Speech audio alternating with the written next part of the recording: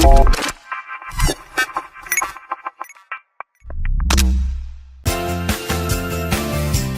everybody, welcome to Olympic Minds Leadership Beyond Limits. I'm Sherry Winn, your podcast host. This is a podcast for the leader of leaders, the visionary of visionaries. This is for leaders who want to go beyond mediocrity into mastery, beyond success into significance.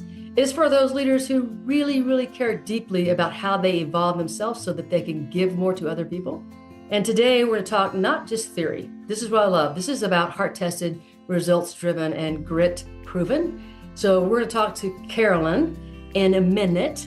First, I want to tell you a little bit about myself. So I'm Sherry Winn, two-time Olympian, national championship basketball coach, author of 5 leadership books, 3 of them Amazon bestsellers, and a person who has a lot of interest in self-development, self-awareness, and growth. So I'm talking to you about Carolyn Linton. She is amazing. I just met her last week. So let me tell you, I'm already thrilled about her. We had this great conversation. I was like, oh, I can't wait to learn from Carolyn. This is going to be amazing. But she's an author. She's a speaker. She's a coach. She has this thing she's teaching this thing called flow state, which I'm really interested in. And she has the Vision Project. So she's a woman who's gone from burnout, like extreme burnout, to like, hey, life is wonderful. I'm happy. This is joy. I can still work and find joy. This is the stuff we're going to talk about today. So Carolyn, why don't you tell people a little bit more about yourself? Oh, sure. And thank you so much for having me, Sherry. I really appreciate it. So Sherry mentioned my name is Carolyn Linton. My background actually is in the mortgage industry. I was an award-winning mortgage originator for over 20 years. And though I loved, helping people get into homes, it was definitely a fast-paced, high-stressed industry for sure. And after being in that industry for quite some time, it led to burnout. I got to the point where I'm like, I knew there was something more for me, but I didn't know exactly what that was. So I am so grateful that I had gone through a pattern interruption. And that pattern interruption essentially caused me to shift my mindset and my habits. So I started focusing on making it a priority to focus on self-development and self-care. Like self-care is a big thing because, when you're pouring everything into your work and your clients, it gets to the point you can't pour from an empty cup any longer. Mm-hmm. So what I found is that when I shifted these habits, I essentially tapped into the flow state. So that's that like optimal state of performance where you get this like focus and clarity and inspiration. Mm-hmm. So just by prioritizing these habits, and like really sticking to them, like 100%, that's where the grit comes in, like sticking to the habits. The first year of doing that, I almost doubled my business while reducing my work hours. What? And then I grew a charity to help the homeless, those experiencing homelessness. And it was incredible. But it really also, like, while I was on this method, to change my habits, I also got to know myself better, which I think is a critical component. So let's stop there, because I think people go, like, know yourself. Come on, you've been with yourself all these years. How are you supposed to know who you are? That's a great question, because we think we know who we are, right? But if you're examining yourself, you really don't know. So you could be doing the same thing again and again, expecting a different result. We all know that means insanity. And we don't know what we don't know.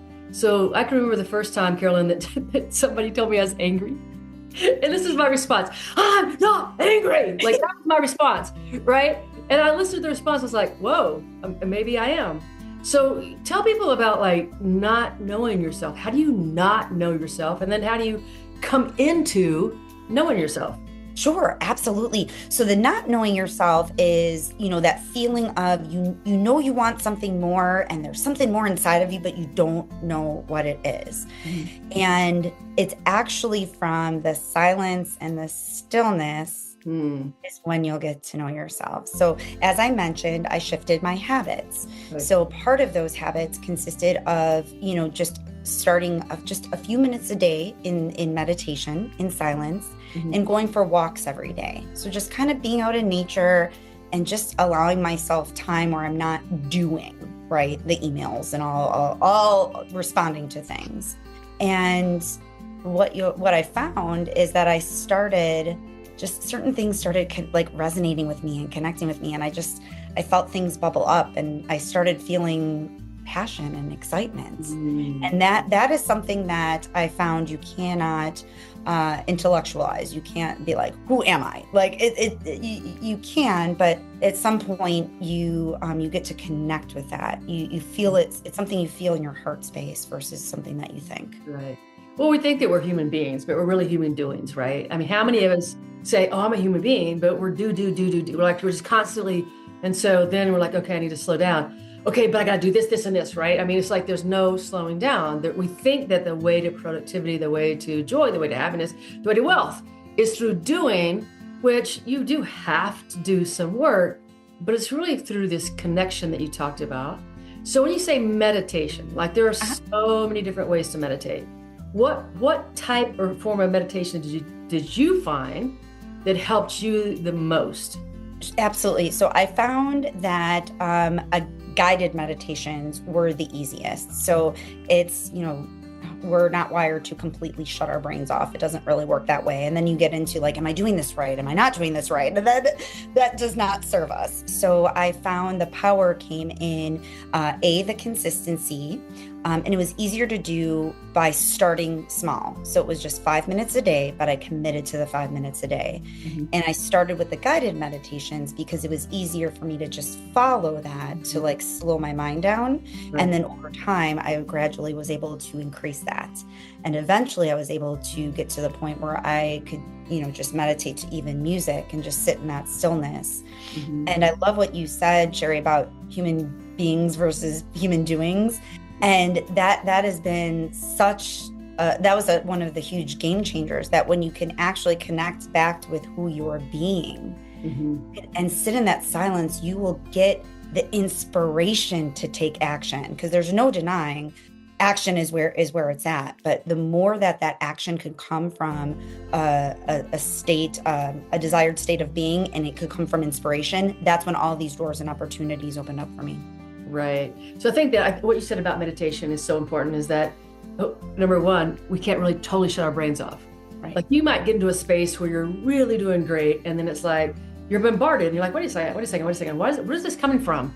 And then you judge it, which totally takes you out of meditation. There's no possibility to be in meditation and judge, am I doing it right? Oh my gosh, there's been too many voices coming in. I can't keep my focus. Like now you're throwing yourself out of it, right? And so I like the idea of starting slow, finding that, the smallness, creating that guided, and then maybe going on to something else. One of the things I love to do is breath work. So for me, because as a former athlete, yes, when I'm focusing on the breath, I know the moment it leaves. Like I know the moment I leave the breath work and I'm thinking, and so I can tune right back into the type of breathing. I do many different types of breathing, and that helps me focus and hone in. And at the end of the day, at the end of that time period, it could be 15, 20, 25, doesn't matter. At the end of the time period, I feel two things. One is I feel like I've really found, like when I wonder, I can bring it back. The power of meditation is learning that you can bring your mind back. I love that. And the two is like the breath, like really energizing me through the breath. So now you continue to practice meditation.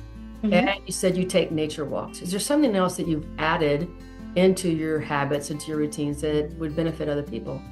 Oh, absolutely. So if I had to boil the habits down into a simple method, which I call the Vision Project, it's vision, ground, grow. That's how to get in flow. So first is just, it's your vision. What is it that you want, that you truly desire? Because when your goal is something that's a true desire, it takes a lot less effort to get there because you have that burning why. So spending some time and actually just thinking about, what is it that I really want? What makes me tick? What lights me up? And again, it may not come to you right away, and that's okay. But when you set the intention to connect with that and just go for walks or listen, watch an inspirational movie, listen to music, whatever makes you feel good, and connect with that, that's a huge point. So connect with your vision, with your desire. The second part is ground. it's so important to have a way to calm your nervous system. And I'm sure you know this as an Olympic athlete. Right. Again, the breath work, the meditation, find a way to calm your nervous system and practice that daily, because the more we become practiced at it, I find that the easier it is to shift back to that state, to respond versus react. So the more that we can do this, and the more it becomes our natural state too. So daily grounding, again, the breath work, the meditation, the going for outdoor walks. And then my last component is grow. Learn every day, learn. So I spent so much time in, self-development, listening to podcasts, reading different books, and also studying myself. So studying how this material applies to my life. And again, if I could just do that every day, or when I did that every day, I saw like tremendous growth in my life and opportunities. Right. So how do you know they're not self-aware? So I read this article once and it said only 15%, 15% of the population is self-aware. So that means 85% of the people are walking around, they're going, they don't ever say things which were natural to me. Why did I say that? Why did I do that? Why did this trigger me? Why am I feeling this emotion? Like those were natural things for me to question. But 85% of the people don't do that. And yet they think they're self-aware. So how does somebody know that you're not? How do you get into knowing that you're not self-aware? Like that's interesting to me, because I find that so many people think that they are. Yes, that's a great question. So all change is preceded by awareness. So if there's areas in your life that you're not happy with, that's an indication that there may not be some awareness around that. And again, I'm with you. Like it's never about shaming or judgment. It's just noticing and becoming the observer. And again, you can't change it if you're not aware of it. But what I found, and that's why I'm so grateful for this method, the Vision, Ground, Grow, just by doing those steps every day, that raises your awareness, your self-awareness 100%. So that's why I actually made a whole program around it, and I make it fun. It's just, listen to things, read, learn, study yourself. You will notice, you'll become more of that observer. I thought it was really funny when I first started reading, like being an observer. I'm like, but I'm the person. How can I observe? Like I'm me. Like you want me to observe? Like how? Like it's like I thought that you had to like somehow elevate you to this cloud to observe. It's really about in the moment being able to hear what you're saying or see what you're doing. Like really, you can be in a moment, and if you're an observer, you can know that you're not in tune. Like you can know maybe something you're saying right then is not in tune with what you want to say. You're like, oh, I can say this better. I can say this different. I can take it back right now. I can apologize right now in this moment. So it's that idea of just tapping into the awareness at such a level that you can observe yourself as you're in the moment. Like you can really know, and you can, I think that so many people, I'm just angry. I'm like, no, you learned anger. Like you learned it. So you learned it. And so you can unlearn it. Yeah, and exactly. To do that, you have to be aware of why, the moment it comes, like, okay, I just got angry. Well, why did I get angry? What's the cause? And why am I reacting the way I'm acting? Is there another way to say this? Is there another way to do this? Can I take a pause and take a time out? Can I walk away? Like all of those become pieces of self-awareness, which allows you to shift and change. Without them, you cannot. Right. Exactly. And giving yourself that grace. And something else that I found to be really powerful too is learning that like I don't have to figure it all out and fix it right away. Just having that awareness is a huge win. Oh man, I reacted instead of responded in that situation. Okay, give yourself that grace. And okay, maybe at the end of the day, do a reflection. If I could replay that differently, what would that look like? And just, I can't express enough how important it is to have grace with yourself, because when you beat yourself up, that doesn't serve us. Yeah, so grace. So, how many people I talk to, and they've learned, we've been trained, without a doubt, we've been trained to punish ourselves. And we've been trained to feel guilt. We've been trained to feel shame. So how do we learn grace? Because that is so separate from all these things that we've been taught and trained is going to make us better, right? So as an athlete, if we played poorly, what happened the next day in practice? Oh, we're going to beat you. We're going to run this much. You guys didn't do blah, blah, blah. Push, pound. And, if I was a child back in the day, it was like, get the belt out, go find the belt. It wasn't like, let's talk about this or let's discuss this. you're really still a great human being. It was this pressure of I'm not good enough. And so if I get punched enough, somehow that will make me better. So how do we learn this idea of grace, and how do we practice it so it's real? Because I think a lot of people want to live in grace, a lot of people want to live in self-forgiveness, but they just can't let go of the guilt, shame, and punishment. Sure. And that's where, repetition and emotional impact, I found, are the biggest ways to shift, your emotions and your subconscious beliefs.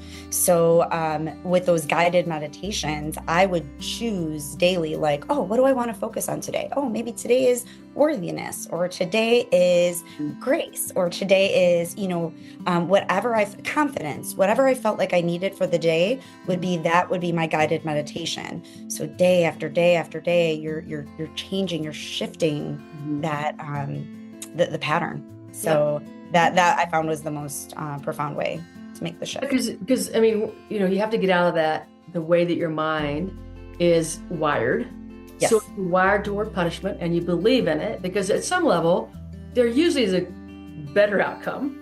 Usually after a period of beating yourself up. So let me beat myself up for a week, and then I feel a little bit better because I beat him. I punished myself for so long. I feel a little bit of relief when I stop doing it. But it's that idea of that instantaneous, right? Instantaneous. You mess up and you go, I forgive myself, or move on, or whatever. It's okay. Like, it's okay. One of my favorite things to say, it's okay, I'm human. And the human experience is such that we're going to make mistakes. That is the human experience, right? And so if it's the human experience, why would I expect myself to be, be something else? That's who I am. I'm human. So I'm going to live in this space. But grace is one of those things that I find that people just struggle with the concept so much. And whether it's through, learning that you're a sinner, which, by the way, sin just means missing the mark. Like, if you just understood, it just meant missing the mark. Yeah. Just the mark. I love that. That's a great definition. Yeah. Love it.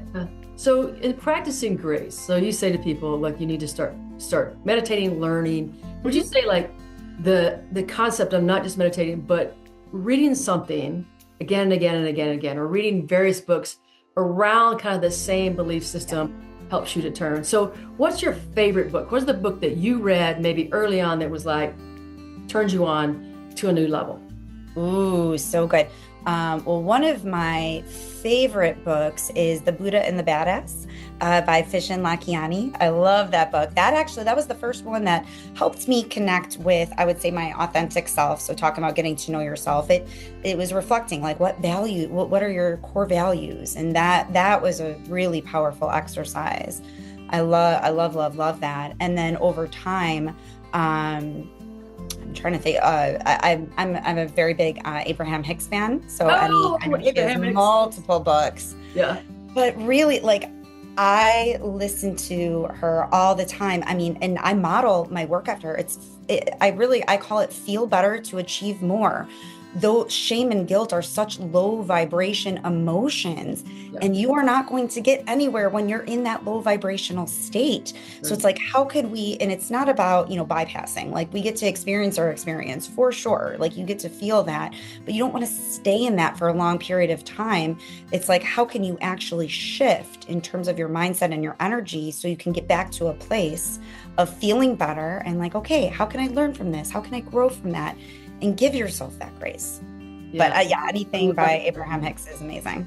That was, I don't know when I first found out about Abraham Hicks, but I think a friend, you need to listen to this. And then I started listening, and I've been listening ever since. So in the morning, I have a routine, like you do. I have a routine in the morning because that's where you need to fill your cup. You don't fill your cup, it's gone. Yes. So you have to fill your cup because you can't expect anybody else to fill it for you. And a lot of people spend their lives, Carolyn, you need to fill my cup. Right. And you didn't do it right. So now I'm mad at Carolyn. Or, Dad, you didn't fill my cup. Now I'm mad at you eternally because, you should have done it and whatever. But Abraham Hicks talks a lot about, the vibration. Yeah. And I do that every single morning when I'm cooking breakfast. So when I'm up, I turn on Abraham Hicks. And so it's an extra 15 minutes of after 15 minutes. Yeah. After 15 minutes of either preparing my coffee or preparing my food or whatever. And it keeps I probably listened to some of them several times, 5, 10, I don't know. But if you don't keep putting it in, right? Something else. Exactly. It's putting, and I'm right with you. I listen to her in the morning as well. And it's like, that starts my day in a positive state.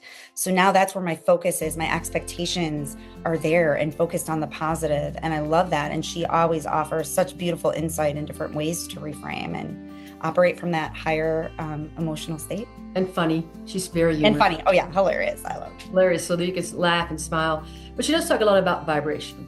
Mm-hmm. Right. So a lot of people, I just had a client I was talking to, and she was like, "Oh, I thought the wrong thought." I said, "Don't get hung, don't get hung on a thought, because we're going to have those thoughts. Yes. Now, the more time we spend on the thought, then it changes everything. But we're talking about the vibration, like you said, the vibration. Yes. So how essential is it, to get into a vibration that's going to match what you want? This is the thing I think that people don't understand is, what is a vibration?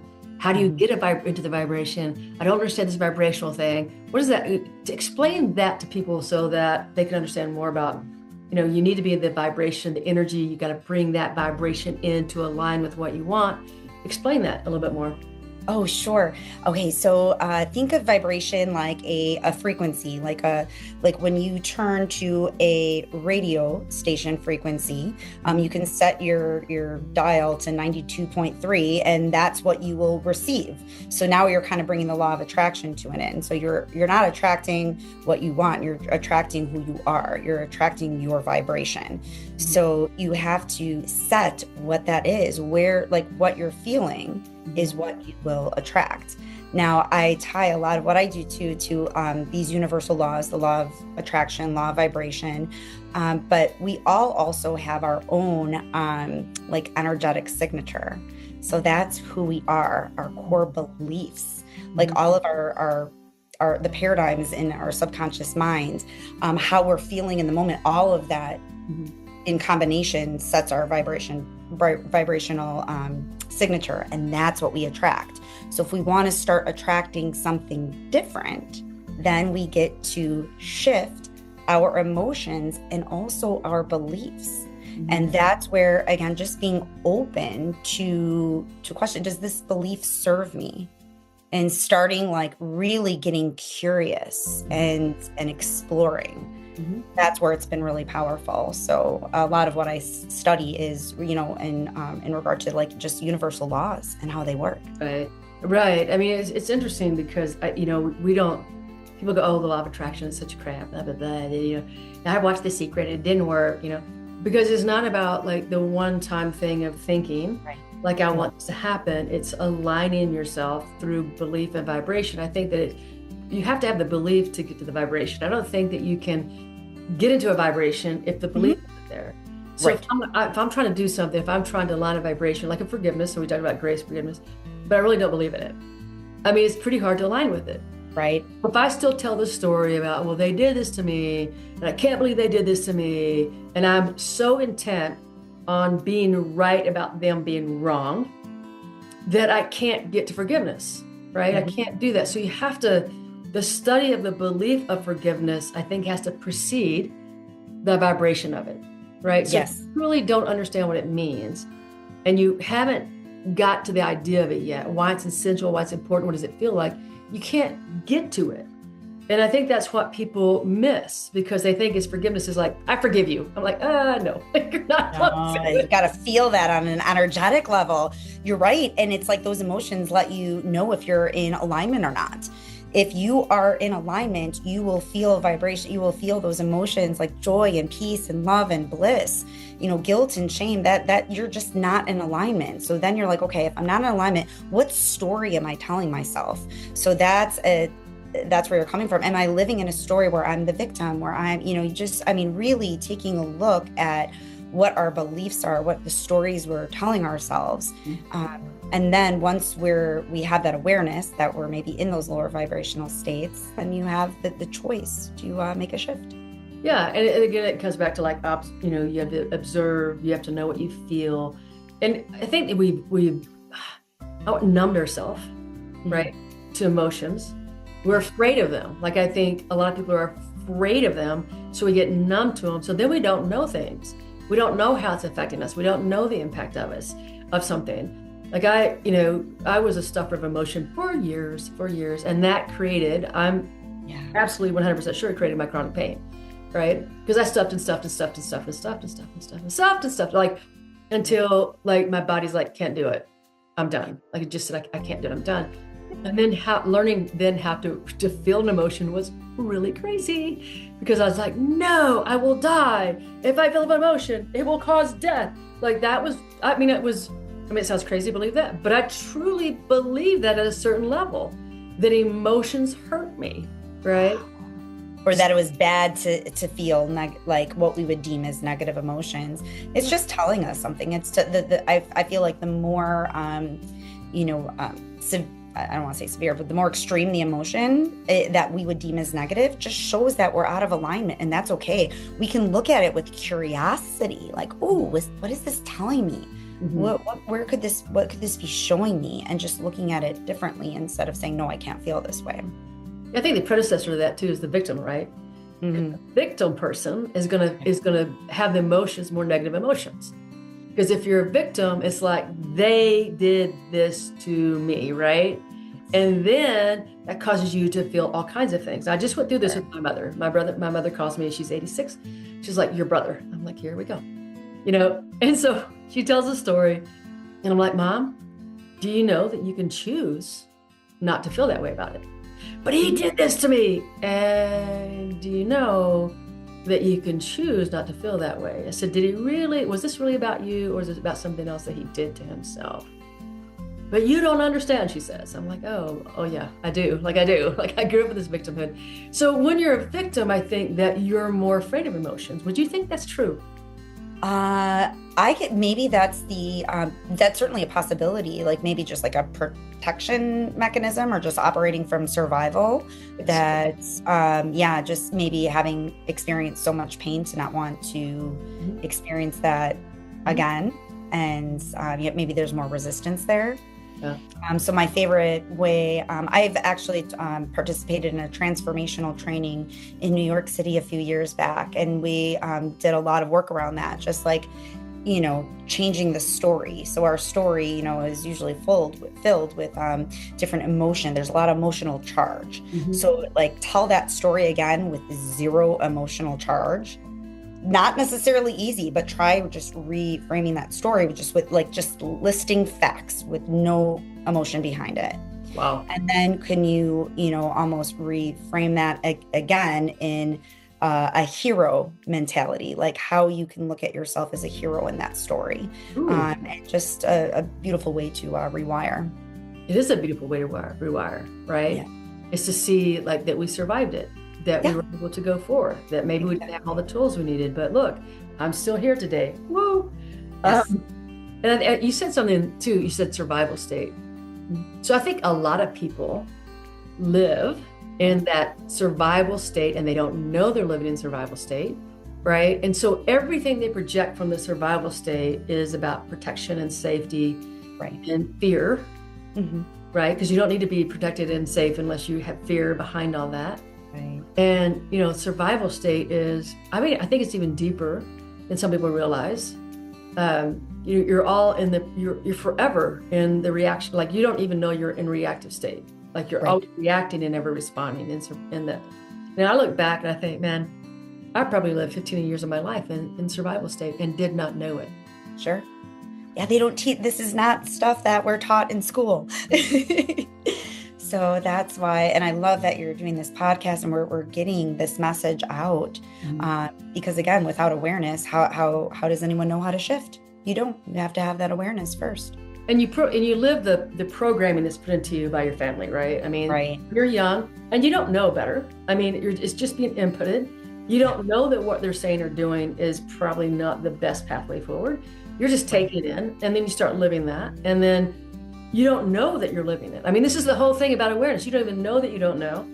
And the only way to know is to go through, like you said, you have to go through somehow some learning. You have to start being willing to learn like you've never learned before, to open up your mind to new books, to new podcasts, which brings me up to your YouTube channel. So why don't you talk about your YouTube channel a little bit more so people can know what they can expect from, going to visit your YouTube channel. What are the topics that you talk about your YouTube channel so that people can, like, you should want to go visit Carolyn. I want to visit Carolyn to learn from Carolyn. I want to sit in Carolyn's energy. So tell people more about your YouTube channel. Oh, thank you so much. So I started that. This is actually how I got started when I left my job before I even started coaching or hosting retreats. It's like, okay, maybe I can get my message out through YouTube. So don't judge my speaking skills, but I got started and the message is still great. So it was basically like my own story, how everything started with mindset and why each step of the vision project is so important. So I talk about meditating and I give some like tips and tricks to make it stick.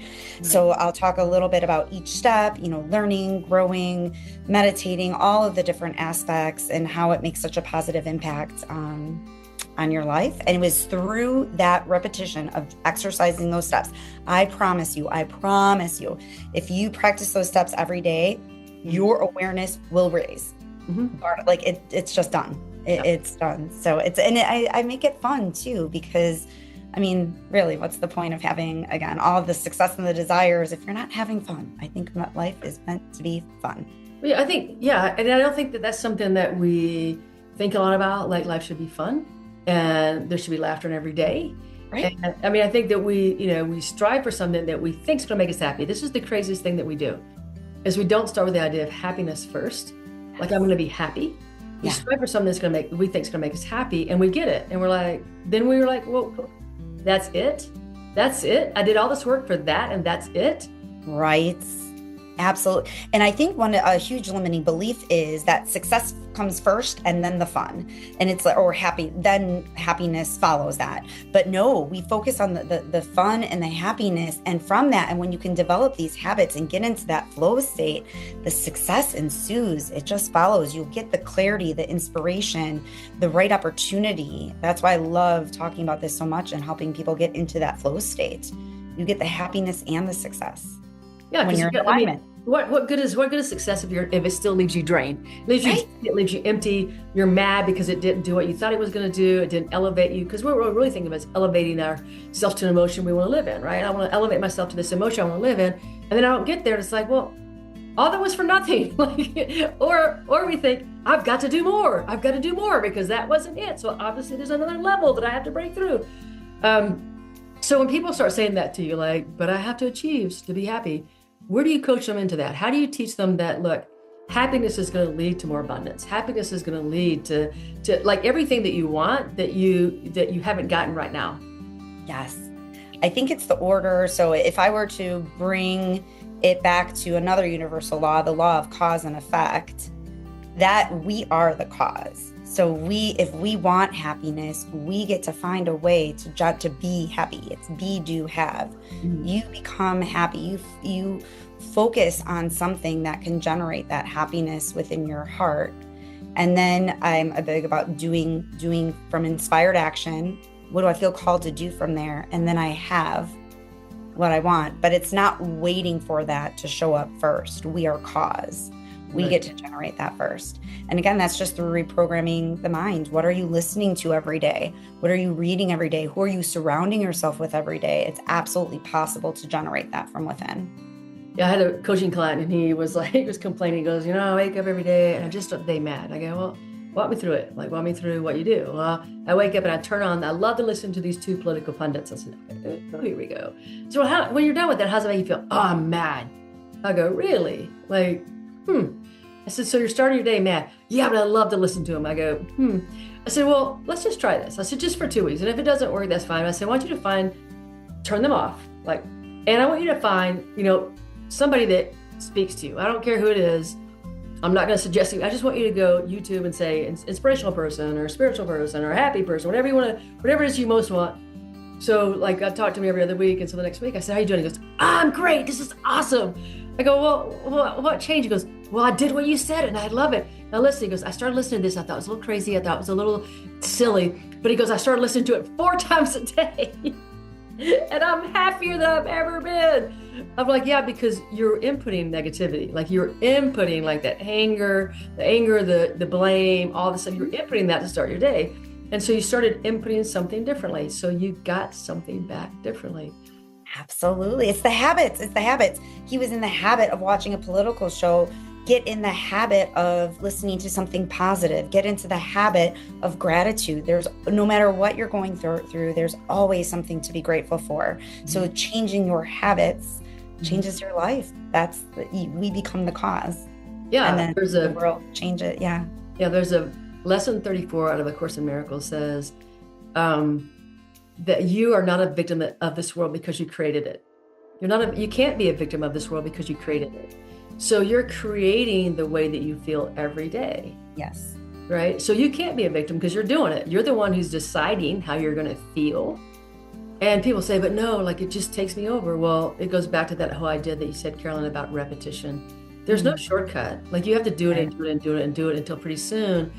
I mean, it could feel like it takes a long time, but really when you, like, let's say you did the same thing for a year, all the things you said for a year, and you look back and all of a sudden you're a different person. It doesn't even feel like it was a year. It doesn't even feel like it was an effort. It's just like you are now a different being. Yes.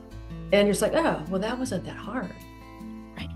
And it's like you like, I'm sure like your client noticed a change relatively quickly, right? So it's like you will notice some type of change and then it becomes the compounded effect. So just like how compounded interest works exponentially, same thing with this work. You keep doing it over and over and over. Your levels of awareness keep rising and you keep just becoming that expanded version of you. Yeah. So talk about your retreats, because you said, you do retreats. So if somebody were to come to your retreat, what could I expect? What would be the things that we would do? Like, I'm like, if I'd have been a long time ago, like, I'm not going to do anything stupid. That would have been my thing. I'm not going to be stupid. I'm not going to reveal anything about me. I'm that's what happened. I mean, I'm not that person anymore, but that's who I would have been. So tell people, like, what can they expect from a retreat from yours? So what kind of exercises do you do, or what kind of things do you do that they can get excited about, knowing that if I go to Carolyn's retreat, this is what is going to happen. This is who I'm going to become. Oh, awesome. Thanks so it's a perfect time to like unplug and get away from any distractions, and really just getting to get in touch with your true, authentic self and start practicing these rituals that will get you into the flow state. So we do reflections, we do meditations, but another big thing is we travel to some pretty cool locations. So we're also incorporating the culture. So I've led a retreat in Costa Rica, Guatemala, and Bali, and there's so much rich culture around where we get to just be in nature, and it's the process is very experiential because words don't teach. I mean, only to an extent. It's more like, okay, we have some information, some things to reflect upon, and then we get out there and we get in nature, and we've been through waterfalls and monkey forests and into like amazing towns. But it's very experiential. And I would say mostly it's getting in tune with your true authentic self. It's creating space to get reconnected with where you are in that stage of your life. Because as we grow and expand, our visions grow and expand, as Abraham would say, we never get it done, right? Like we're always just growing and expanding into that next version. So it's connecting with who you are and who you want to be, that highest version of yourself. And we had fun and play, and it's just a really cool experience. Well, I think the two things, like you get to unplug, like you're all of a sudden you're unplugged. And so one of our stresses is being plugged in all the time, right? Yeah. Plugged in, there's always another email, there's a text message, there's something that's going on, and like to unplug, which is why I live in Montana and I go in the nature all the time, right? Unplugged. I'm like, no, unplugged. And so, and even in fact, outside of my house, if I go outside my house 10 feet, like I don't get any service. So it has to only be right here in the house. And then I can just walk 10 feet away. I'm like, oh, sorry. Like I didn't get your email or I didn't get your text. But it's really, I think, and then that nature. Yes. That grounding space of being in nature, like really, feeling like the feels of the beauty, the smells, the connectedness to a water as the water's moving, like all of those things. Help us. I mean, I think that sometimes we don't get enough nature in. We're in cities, we're in offices, we're on Zoom, and we just don't connect with the beauty around us. and think of like also what nature can teach us. Like you and I and the people we coach and lead, we're high achievers, which a lot it's do and faster. And sometimes it's about slowing down, right? That's one of my other mantras. It's like slow down to speed up. When you can really connect with yourself and get out in nature and receive the clarity and the inspiration, I've achieved so much more in such a shorter amount of time than when I was operating from the constant doing. So nature is a great reminder sometimes to just slow down. Yep. Nature is not rushed. Yeah, I know. There's a whole, I used to, when I was coaching basketball, I used to have this saying, it was like, be fast, but not in a hurry. Like, yes. We wanted to push the ball. We wanted to go fast, but be fast, but not in a hurry. And they're all like, huh? It's like, what? I love that. What does that mean? It's like, well, there's a difference, because being fast, you're actually thinking about the shortest distance between 2 points. Being fast is you're thinking through the scenario in front of you. It's not necessarily how fast you go, right? It's a difference. But if there's a question I haven't asked you, if there's something that you truly want to share with the folks out there, what would that be? Oh, be yourself. Be yourself. Take time to get to know yourself. Take time to be with you and, think about what your true desires are. And really, it's not being selfish. You can't pour from an empty cup. So that would be my number one message to take back. It's to know yourself and love yourself, give yourself grace, and make sure you take care of yourself. Everything from that, it will unfold beautifully. You'll be able to be of service. You'll be able to be that person you want to be when you start by taking care of yourself first. So Carolyn, how can people find you so that they know, like, they're like, ooh, I want to do a retreat, or I want to go to YouTube, or I want to get coached by Carolyn? How can they find you? Sure. Thank you so much. So my website is vpmanifest.com, and VP like Vision Project, manifest.com. And there's a page with my coaching programs. I have an awesome 30-day transformational program that provides you with the inspirational podcasts and it makes the habits fun. And that's the exact same system that transformed my life. So that's under my coaching programs. I also do like quantum leap learning to really like change perspective and on a huge level. And then I have a go with the flow class to kind of, just connect it and get relaxed and connected and back into alignment. And then also through that same website, I have a page on my retreat. So you could actually get a little glimpse into our last retreat in Bali. Ooh. It was very powerful.